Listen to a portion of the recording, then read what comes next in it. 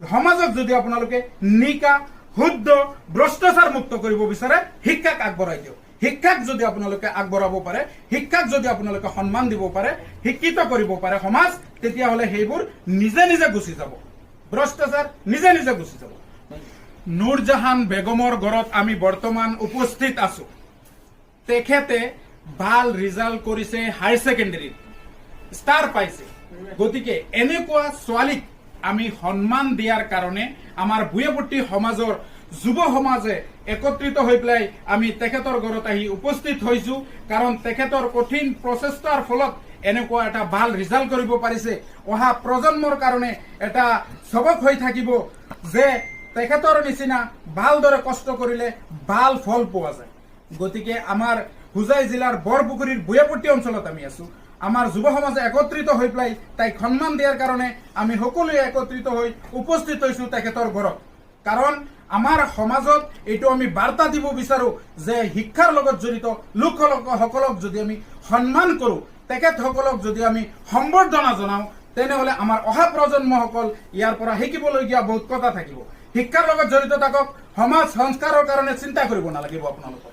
সন্মানীয় ৰাইজ, সমাজক যদি আপোনালোকে নিকা শুদ্ধ ভ্ৰষ্টাচাৰ মুক্ত কৰিব বিচাৰে, শিক্ষাক আগবঢ়াই দিয়ক। শিক্ষাক যদি আপোনালোকে আগবঢ়াব পাৰে, শিক্ষাক যদি আপোনালোকে সন্মান দিব পাৰে, শিক্ষিত কৰিব পাৰে সমাজ, তেতিয়াহ'লে সেইবোৰ নিজে নিজে গুচি যাব। ভ্ৰষ্টাচাৰ নিজে নিজে গুচি যাব।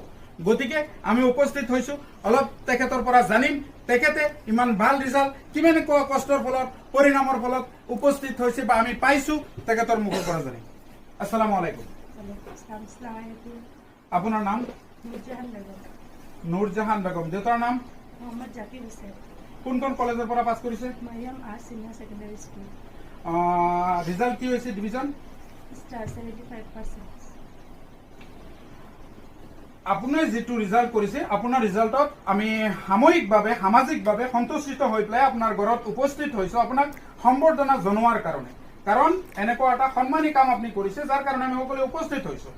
গতিকে আপুনি যিসকলে এইবাৰ পৰীক্ষা দিব, হায়াৰ ছেকেণ্ডেৰী এক্সাম দিব, তেখেতসকলে কেনেকুৱা পঢ়িলে আপোনাৰ নিচিনা ভাল ৰিজাল্ট কৰিব পাৰিব? মই এইটোৱে ক'ব বিচাৰোঁ যে ফাৰ্ষ্টৰ পৰা লাষ্টত কৰি নহয়, ফাৰ্ষ্টৰ পৰা অলপ অলপ মানে চেষ্টা কৰি যাব লাগিব, যে লাষ্টত ইমান হেডেক ল'ব নালাগে, যেন ইমান বুজা নহয়, পঢ়া ইমান বুজা হৈ নাযায়। ফাৰ্ষ্টৰ পৰা ভালকৈ পঢ়ি যাব লাগিব। আৰু হায়াৰ ছেকেণ্ডেৰী ইমান টাফ বুলি ভাবিব নালাগে, যে এইটো এটা নৰ্মেল এক্সাম, মানে নিজে যদি কষ্ট কৰি যোৱা এইটো তুমি আপোনাৰ চবেই কৰিব পাৰিব, ভাল ৰিজাল্ট কৰিব পাৰিব। আপুনি ৰিজাল্ট কৰাৰ যেতিয়া আপুনি কৰিছে